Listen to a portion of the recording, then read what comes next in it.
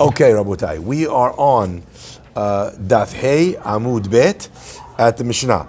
Let's run through the beginning of the Mishnah together again, and then we'll finish the Mishnah and head into the Gemara. They're on 5b6. 5b6, okay? Mishnah begins.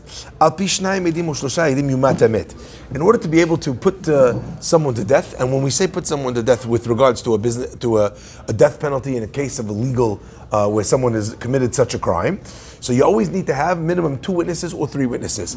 We already pointed out yesterday that the idea of saying that dafka for mita is not true. It's by any case where you need witnesses to establish something.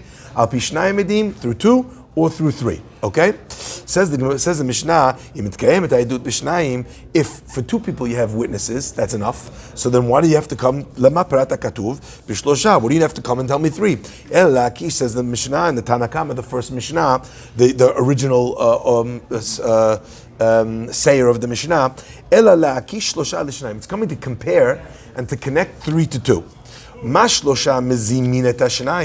Just like if you had 3, you could do a hazama, you could make edim zomin out of 2.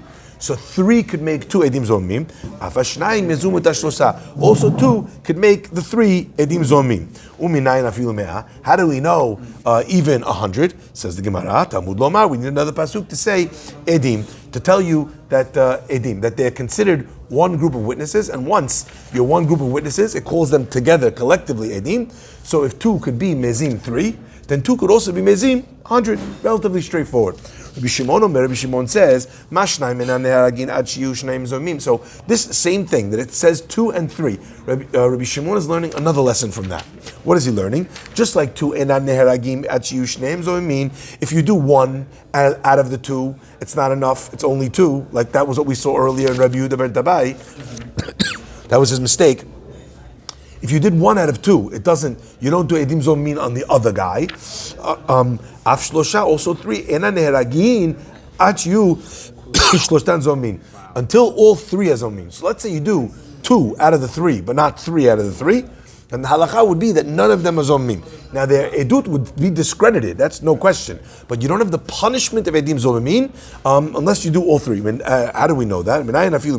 How do you know, even if there's 100, that unless you did all 100, that you would not be edim zomim? Talmud Lomar, we learn from here, edim, because it says the word edim together, again the same concept. The collective of edim tells you that they're one group. So just like if you have 3, unless you do all 3, it's not edim zomim, because it's not the witnesses together, collectively, that were zomemd. So too, if there was 100 witnesses, it wouldn't make a difference. You still do not have the edim zomemd unless you have all of the group, and you would have to do all 100. If you did 2 or 12 or 50 or 99 out of 100, you would not have edim zomemim.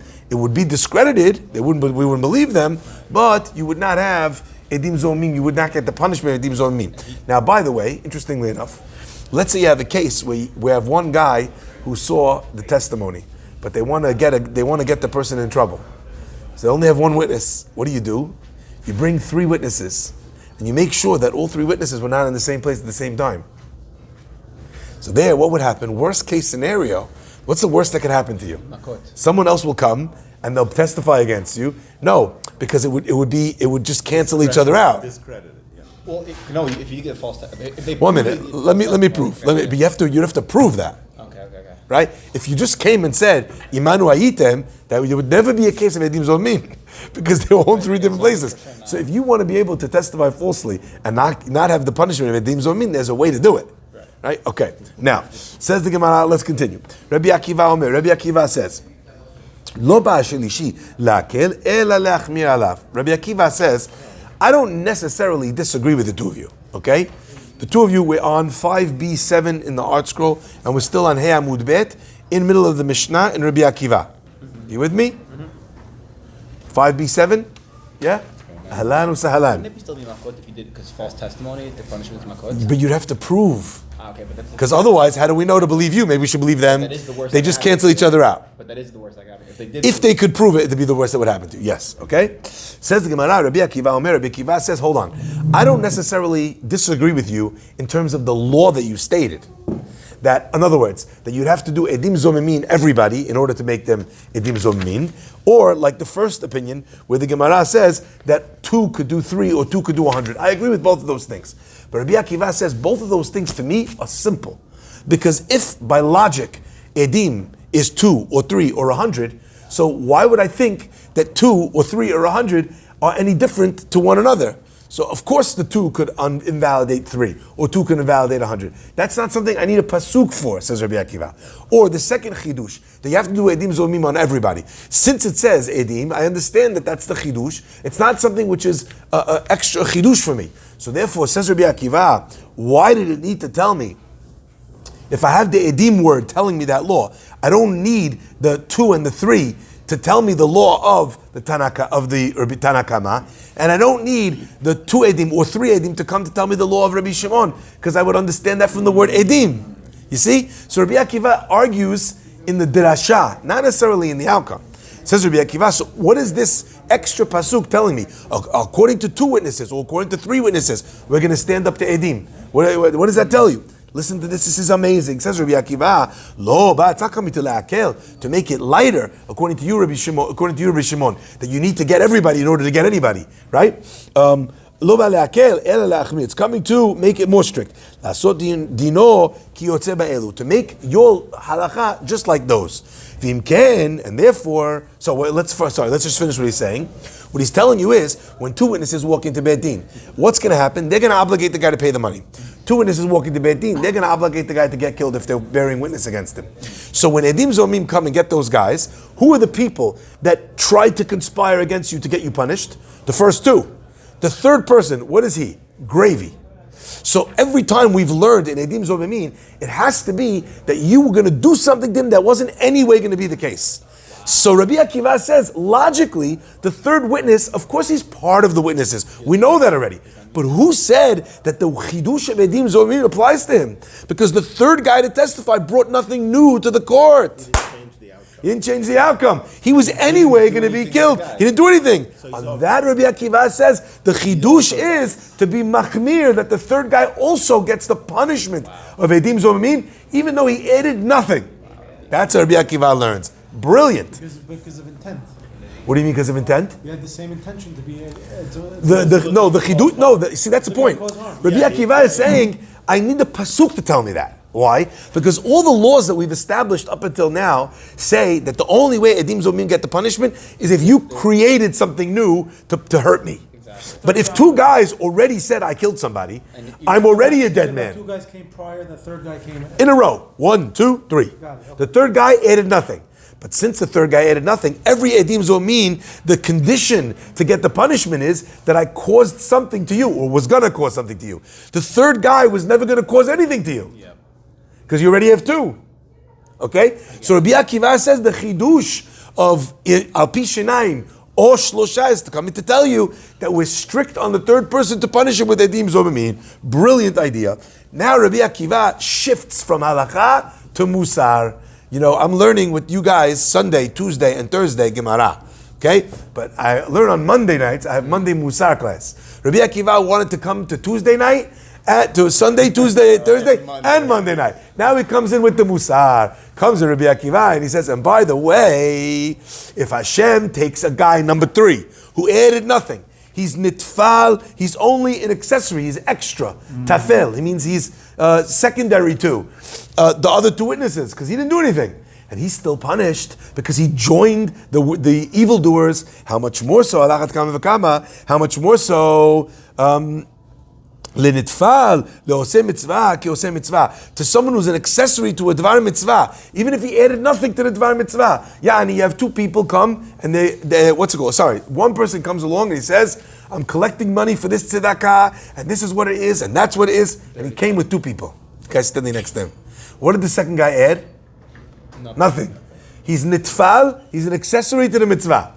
And still, says the Rabbi Akiva, if I punished the accessory in a bad way, how much more so for a good? Why? Because the measurement by which God gives to the good versus how he punishes the bad is 500 to 1. Where do we learn that from? The pasuk says that Hashem punishes al shileshim ve'al ribeim, on 3 and on 4 generations. That's how he punishes. What does it mean he punishes for 3 and 4 generations? Do the sons pay for the sins of the father? Yes, I guess so. No, they don't. Lo yubtu banim alavot. Sons should not die for the sins of their father. However, it's the Gemara, but it says over there, you punish them for 3 and 4 generations. Answers the Gemara to the contradiction. What does it answer? When do we say you don't die for the sins of your father? You don't get paid for 3 and 4 generations. When you're doing the right thing and your father's doing the wrong thing. But what if my father's a sin, he's a horse thief, and I'm also a horse thief? I now get punished double. Not just for me, but I get the punishment also from my father. So when God punishes, he punishes for 3 and 4 generations. But the Pasuk says, when it comes to God giving reward, it says for 2,000 years, 2,000 generations. Okay, so how much is 4 generations? 2,000 divided by 4, 500. So therefore, we see that when God rewards for what your parents did, he gives you up till 2,000 generations, right? And by the way, how do we know that that's true? Because every single day in the Amidah, what do we say? Elohei Avraham, Elohei Yitzchak. You still want to cash in on Avraham? Yeah, because 2,000 generations, I could cash in on the positive mitzvot of my great-great-grandfather. He's still giving reward to the sons. So 500 times more the positive than the negative. Okay, so therefore, so what do we say? If an accessory to a crime is punished, how much more so? 500 times more is an accessory to a mitzvah rewarded. So sometimes you think to yourself, they have this covered. What am I going to join for? Dib, what are you going to join for? Free reward. That's what you should join for. Accessory to a dvar mitzvah. Says the Gemara, Umashinayim nimtza echad mehem karov pasu. Now the Gemara is now going to learn another law, and there's a machloket if this is Rabbi Akiva, or and disagreeing with Rabbi Shimon or Tanakama, or this is just the continuation of the Mishnah. Everyone agrees with this. Umashinayim nimtza echad mehem karov pasu. What if you have 2 witnesses, and one of the 2 witnesses is related to the other, or related to the victim? So if the guy is related, the halakha is he doesn't count as a witness. Or pasul, or for whatever reason, he's an invalid witness. So if you have 2 witnesses, one of them's pasul, what happened to the testimony? Chalas, gone, because you only have 1. So just like 2, if you cancel or invalidate one of them, the whole testimony is out the window. Also shilosha, also edutam bedela, af shilosha, nimsa acher mehem karov pasul. If one of the 3 is karov, is relative, or pasul, or is invalid, the whole testimony is gone. Now that is a huge chidush. But you still have When you have 2, you lost 1, you only have 1. And we said you need 2 witnesses in order to have testimony. When you have 3, you lost 1, how many you have? You have 2. It should be good. Says the Gemara, no, we're learning that from the Pasuk. Al pi shnayim o shlosha edim, you could set up testimony by 2 or by 3 witnesses. Meaning that the Torah compared the witnesses, the testimony of 3 to the testimony of 2. Just like this is a psul in 2 where there's only 1, so too there's a psul of 3 even though there's 2 left. You hear that? Huge chidush. By the way, now you're going to understand in 1 second why we have this weird little practice that we do all the time. Says the Gemara, so that's true by 3. How about if 100 people walk in? 100 people saw a guy commit a crime. All of a sudden, turns out one of the guys is karov, is related to the witness, to the victim, or to each other. If either karov or pasul, all 100 testimony out the window. Related within the 100, you say? Yeah, 1 within the 100. Rabbi, that's crazy. That's a little bit. All gone. All gone. Is that what you're saying when you get That's married? How could that be?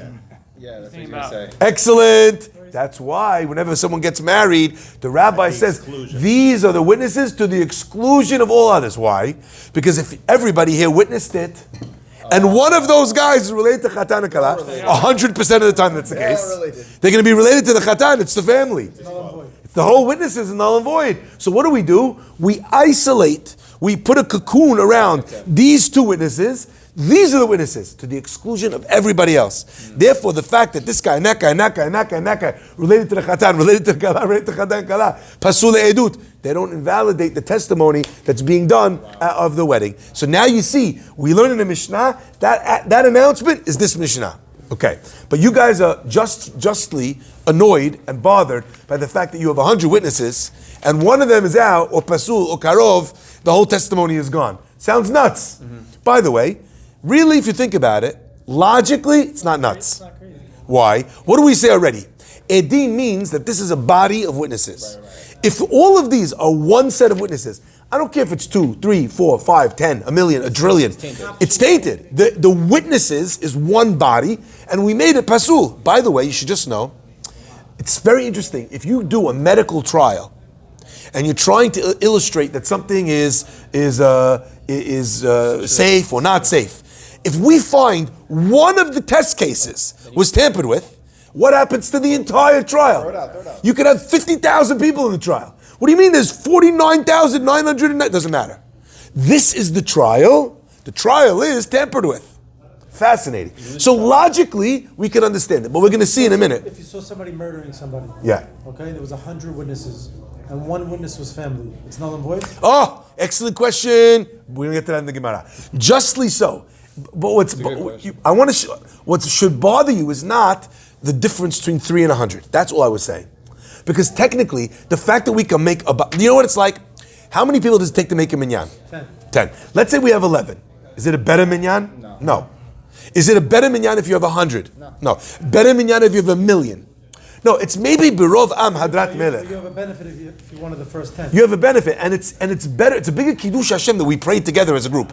But in terms of a minyan, is this more minyan than this? No. The minyan is 10. Same thing over here. Witnesses is a number which is minimum 2 until infinity.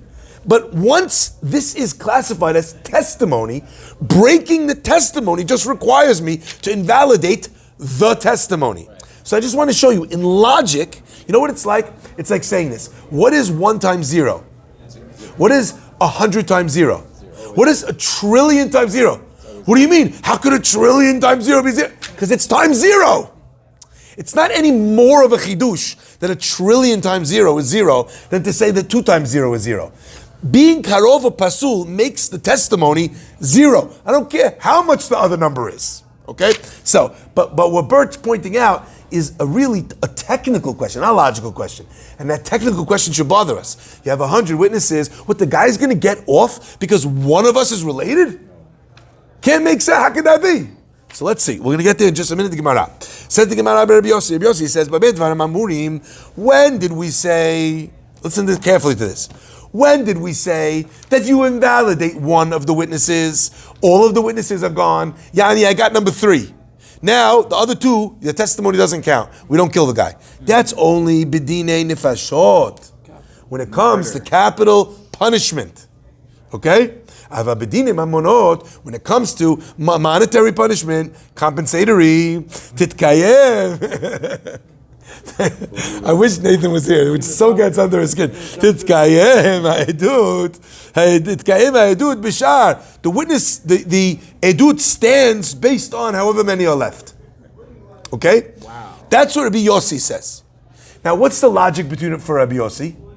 The logic of Rabbi Yossi is we have a pasuk that tells us that when it comes to capital punishment, we do everything we can in order to make sure that the guy does not get punished. We'll rely on any kula, on any opinion, because they're going to kill the guy. Yeah. And we have a mitzvah to find any leniency to be able to get out of it. Right. Okay? So therefore, if I was posel one of the 3, that's enough of a psul for us to say, Hajj, we can't kill the guy. When it comes to dinei manut, that we don't have that extra thing to rely on some kula, some small flimsy disqualification to undo it, so therefore Rabbi Yossi says the disqualification of 1 out of 100 or 1 out of 3 is not enough to undo the rest of the testimony. That's the opinion of Rabbi Yossi. It's also a civil case. It's like between Shimon and Levi. They have to decide something. They're fighting over money. Somebody has to decide. So you can't throw away all the testimony. It's not money versus civil. It's anything but capital. Right. Because the chidush was that in capital it says, rely on anything to throw the case out. Okay? Rabbi... What's the logic behind the cousin thing in the first place? Is it just because bias? Oh, genius! Huge machloket. In fact, the Chachamim, they say, what do you mean? So it's biased, the guy's going to lie? So if Moshe and Aharon walked in, brothers, right? Wow. Avraham and Yitzchak, come. Avraham and Yitzchak. They're like, we saw the guy steal. You're like, sorry, you guys, I can't trust you. You're related. Brothers. You're related, father, son, brothers, out. They prove from Moshe and Aaron and from Abraham and Yitzchak that it's not to do with not believing. Wow. The Torah made a basic rule to exclude. Now, is the reason because we have to make the rule and we can't make differentiations? Or is the reason because the Torah made a gizerah and therefore it doesn't matter, even if we know 100% it's true, it doesn't matter? That's a machloket, big machloket, but it's an excellent question. Rabbi Omer, so that was Rabbi Yossi. Rabbi Yossi differentiated. Rabbi Omer, Rabbi says, Echad dinei mamanut, v'echad dinei nefashot, whether it's money, whether it's capital cases, in both cases, disqualifying number 3 or number 100 disqualifies them all. Ve'ematai. When is that the case? That disqualifying one disqualifies the other 99. Bizman shehetru bahen. When the witnesses together, witness number 1, witness number 2, witness number 3, went to the guy and said, "Don't kill him. You kill him, the death penalty is waiting for you. Don't commit this crime. Committing this crime is going to get you malkut." When they witnessed together to the point that they warned him together, now they're one unit. Wow. Okay? But if they did not give the guy the warning together about what the punishment was going to be, right? There, if you invalidate one of them by saying the guy is karov or pasul, you don't invalidate all of them. Bert comes back into champion. Can't be. Two brothers are on a stroll. You see somebody get murdered in broad daylight. Me and Harry are brothers, and there's 99 other witnesses. The 99 witnesses are now invalid because of the group. The number 99 and number 100 are related. You're never going to kill somebody. Can't be. So therefore, what does he say? When is the case where it invalidates it? Where the group is not a group made a group because we saw it together. It's where we're attempting to be a unified group of witnesses. And how do we establish that it's a unified group of witnesses? Says Rabbi Yossi, says Rabbi, when we went to the guy together and said, "Don't do it. If you do it, we're witnesses, you're going to get punished." You created a group that was pasul. That's your fault. Okay? Wow. You got it now? So you got to tell. Now, hold on one second. One of the problems is that the Mishnah seems to be saying something that doesn't make sense. Why? Rebbe just told us, flowing off of Rebbe Yossi, what did Rebbe say? It's not only true that one invalidates one being related, or one being pasul invalidates the 100, not only in capital cases, but even in monetary cases. Then he says, but you know what I meant? When I said that, I only mean when they go and they give warning together. In monetary cases, there is no warning. Wow, that's a good point. There is no warning. So you just got finished telling me, no, in monetary cases too. But when they give the warning together, but there is no warning in a monetary case. So how can it be relevant in a monetary case? The answer is, it doesn't mean specifically that you went and warned him together. It's when you intended to become a group of witnesses together. One way that you could have that intention manifest is by warning together. But there's other ways that you could have this intention of wanting to witness together. It's expressed by hatra'ah, but it might also be expressed in other ways too. Guys, are you seeing this? Guys, right? Let's witness this, guys. Even we don't talk to him. But if it's clear that we intended to be witnesses together, then we would be one group. And if not, the fact that we happen to see it together doesn't automatically connect the edut in order to say that it's one group, that if we invalidate one, we invalidate the rest. Okay? So, question like this, or does the Mishnah answer itself? No, the Mishnah is giving a rhetorical question. Got it. What it's saying is, if this is the case, then there would never be a case of murder, even if it was seen by 100 people. Can't be, okay? So therefore, it must be that it's not just by seeing that you become one group, but rather, it has to be that there's an establishment of intent to be one group. And we gave one example where you warned. So that would be relevant in a case of murder, in a case of Malkut, in a case of whatever, okay? But it doesn't have to be specifically that case. Says the Gemara, Amar Rava says, so what are we doing? It's so funny, because we started with this statement and we're all like, no way! And then we're like chipping away at it, slowly. What's the first chip at it? The first chip is when we chipped away at... Two witnesses with 100 witnesses. That's not just when they see. It's not just seeing it together makes us all combined witnesses. Right? It has to be that we want to be together. There's another element that we'll have to also look at, by the way. Let me ask you a question.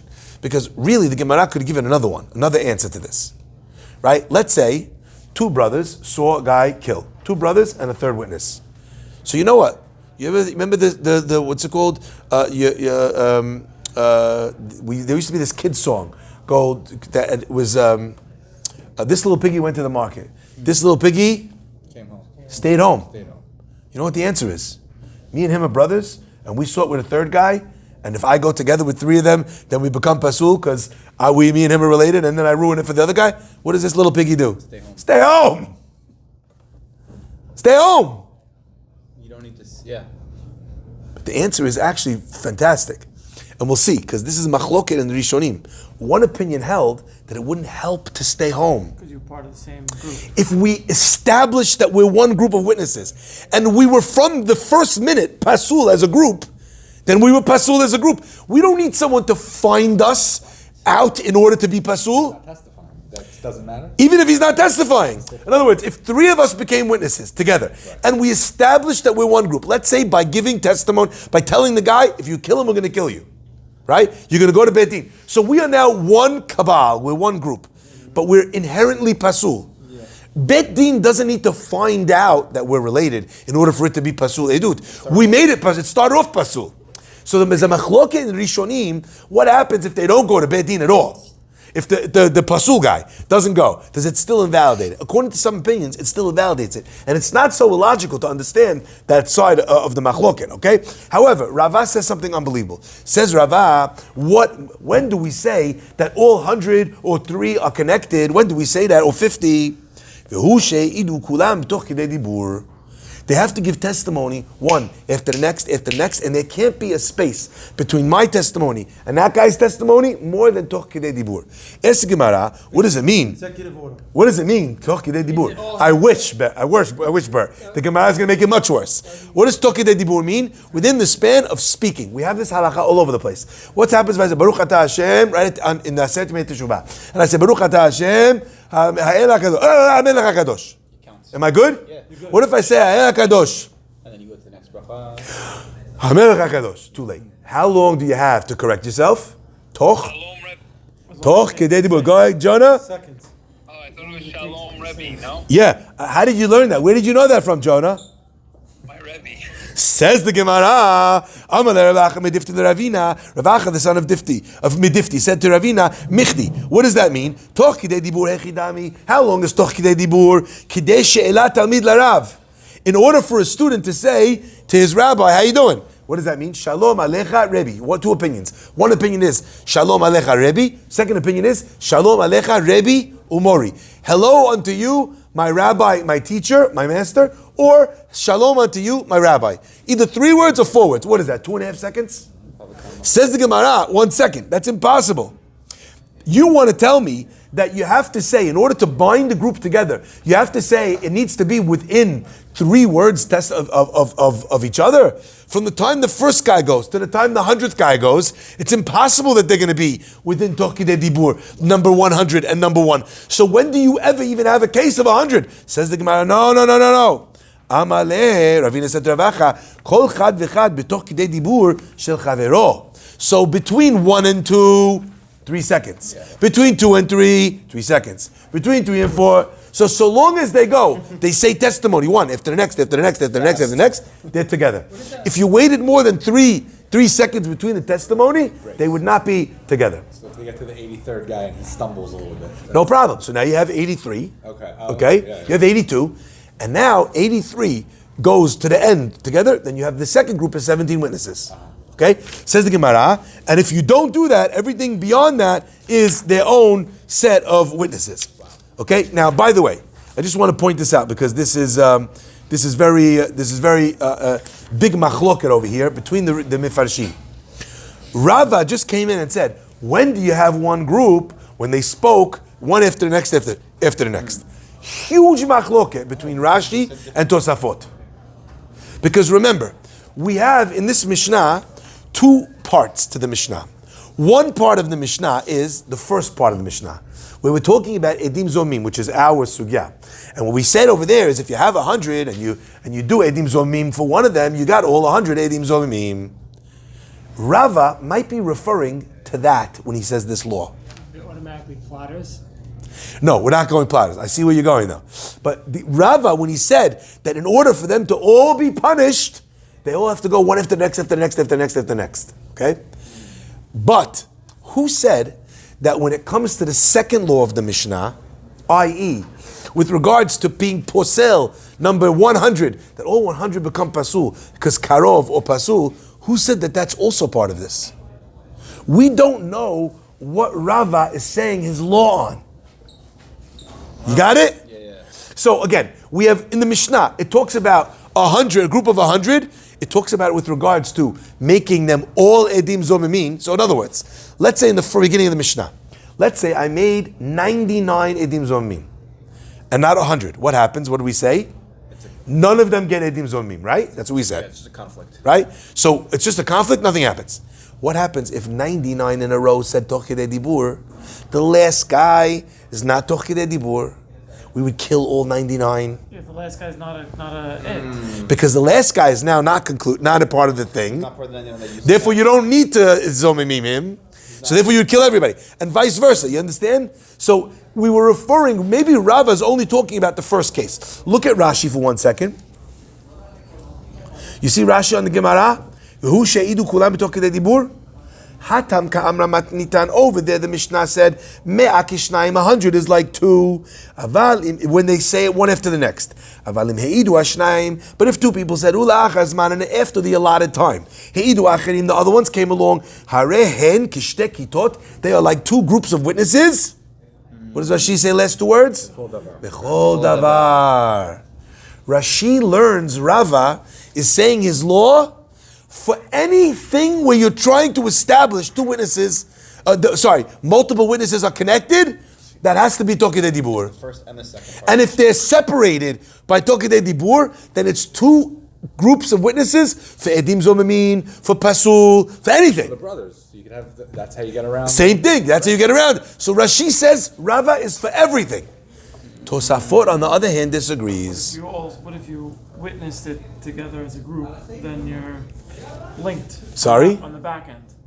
We just said it at the end of the Mishnah. If you're connected, if two brothers witnessed it together or warned the person together. Yeah. But they testified 83 and 90 separated by According to Rashi, it would not matter, except that we already established that there's an opinion in the Rishonim that says that even if you don't testify at all, you're connected. That's what I'm saying. Because in the site, Just by witnessing it. witnessing with hatra'at together, with intent, would invalidate it according to those Rishonim, even if you didn't bear witness at all. Never mind later. Right, so wouldn't that go against what Rashi is saying? No, because Rashi is talking about not in the case of hatra'ah. Not in that case, okay. Right? Okay? So in other words, if the three of us came, we said, we are the witnesses. If you do this, you're going to die. We gave hatra'at together. But with the two of us are pasul together, then this witness situation over here is invalid, even if we don't go to Beit Din. Because the minute we saw it together, we were a group that was pasul. The warning was no good. According to those Rishonim. According to other Rishonim, no. Even though as a group you was pasul, but you didn't attempt to say testimony. So the testimony only becomes invalid when you give it. So that's machloket Rishonim. Okay? Now, so Tosafot says no. This idea was only said with regards to the first case. Only with regards to the case of Edim Zomim. Anything else, Rashi, he doesn't hold like Rashi. Rava was never saying this. So in other words, only with Edim Zomim, if you didn't say it, Tokide Dibur, do we say that it's two different groups. But in a regular case, if he went, and then they said, I'm calling this guy to the stand, and he took 5 seconds to get to the stand, and he said his testimony, they're still considered connected with regards to anything else. Okay? Does everyone understand Makkot Rashi Tosafot? Yeah? Okay, says the Gemara. But either way, however you understand it, the Gemara still is saying the same thing. So Rava teaches us that they have to be together. But it doesn't mean they have to be together to the point where the first and the last have to say it within the same 3 seconds, but rather that each one is one after the next. Says the Gemara. Let's go back to the Mishnah now. Rabbi Akiva Amer lo ba'ashilishi. And the third, this pasuk is not coming to be give you a lenience. It's not coming to be mekil. It's coming to be machmir, to tell you that even though the third person did nothing, still, if we zomem the 3 of them together, he's going to get the punishment too, even though he did not introduce anything new to this fellow. Amale Rav Papa le Abaya. Rav Papa says to Abaya, this guy's going to blow your mind. Amar Rav Papa le Abaya. Rav Papa said to Abaya, I don't understand. According to what you just told me, right? Ela me'ata harug yatzil. You guys with me? Let the guy who dies ruin the testimony. I don't know. Watch this. They killed him and now You they came lost and you the- stabbed me. Who witnessed my stabbing? The 2 witnesses and me, the guy who got stabbed. Unless you got stabbed in the back, right? But if you got stabbed in the front, I witnessed my own murder. So, but I, just like if someone is you weren't related there. to the victim, you weren't it's there. pasul. I'm related to the victim. I'm the freaking victim.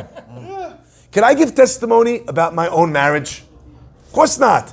Because Adam karov etzel atzmo. A person is related to themselves. So therefore, if we just said before that if one of the witnesses is karov or pasul, he invalidates the rest of them, every case of murder should be impossible. Why? Because the guy himself saw the murderer murder him, and he's related to himself. No, but he's dead now. Isn't that? I told you it was wild. No.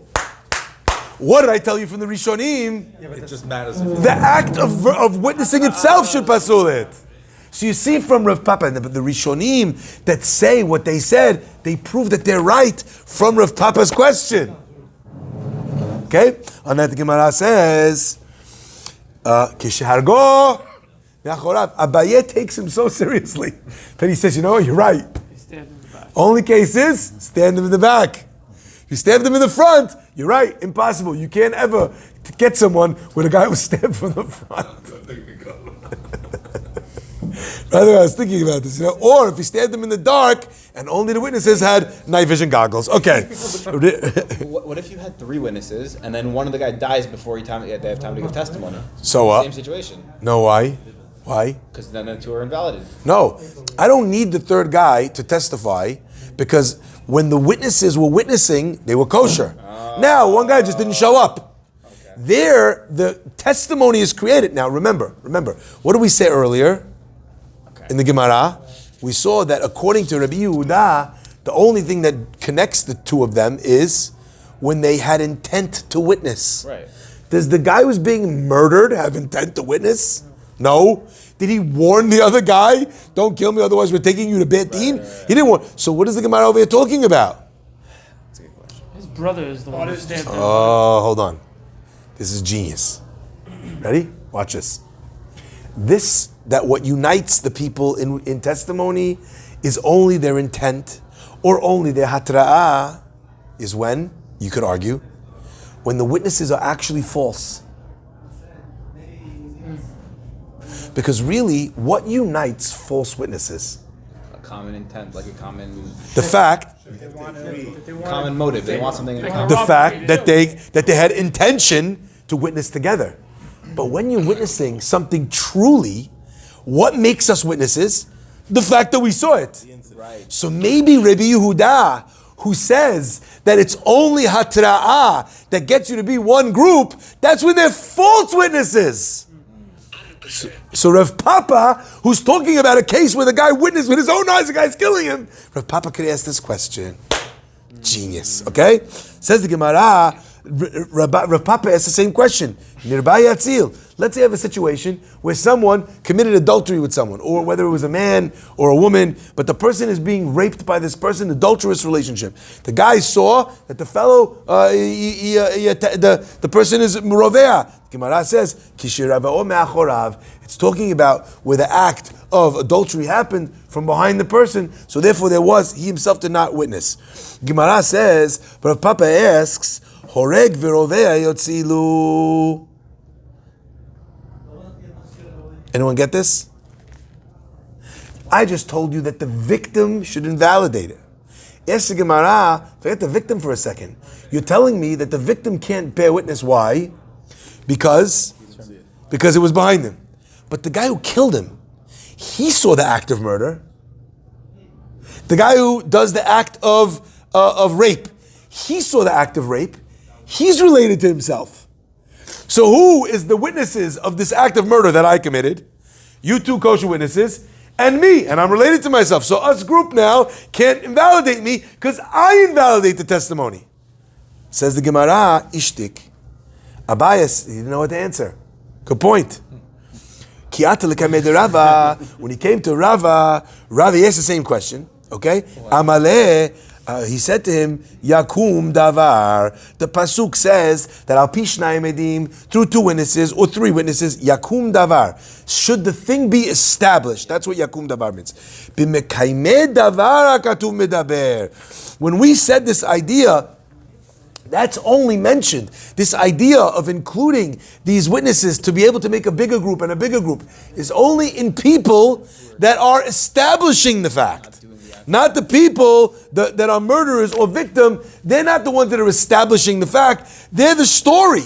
They're not the witnesses to the story. So neither the horeg, neither the killer, nor the witness are part of the witness party. Because the pasuk only says this idea, Yakum davar. Okay? We'll carry on from here, Be'ezat Hashem, next time. Okay.